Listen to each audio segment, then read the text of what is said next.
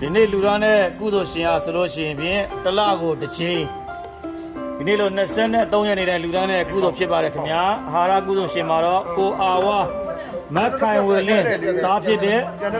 မောင်တော်စင်လင်းလက်စတိုးဆိုင်မိသားစုလူသားအတော်စံပြုတ်များကိုကျဲဥပြုတ်များကိုရွှေပြူးစေုံတို့လာစဉ်တစ်လတခါလူသားချင်းဖြစ်ပါတယ်ခင်ဗျာကိုအာဝါမက်ခိုင်ဝေလင်းသားဖြစ်တဲ့မောင်တော်စင်လင်းလက်စတိုးတိုင်းမိသားစုလူတန်းမှာတော့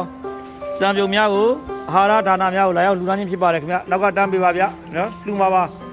စနေရလေးတန်းပေးပါဗျလူမှာပါပါတယ်ဗျပြည့်စုံပါပါတယ်ဗျနော်ပြည့်စုံပါပါတယ်လာစဉ်တစ်လတစ်ချိန်လူပေးပါတဲ့နော်အလူရှင်ကနော်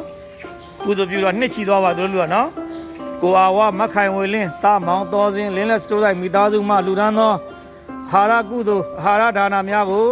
လာရောက်လူတန်းကုသိုလ်ပြုပေးခြင်းဖြစ်ပါတယ်ခင်ဗျာအလူရှင်လည်းဒီတမကလူနိုင်ပါစေသာသနာပြုနိုင်ပါစေအလူရတဲ့နမကလူနိုင်နိုင်ပါစေဆုတောင်းမေတ္တာပို့တာပေးပါတယ်ကိုအာဝါတို့မက်ခိုင်ဝေလင်းတို့လူတန်းတော့အာဟာရဒါနများသုံးဆောင်ပြရတဲ့ဝေဒနာရှင်များလည်း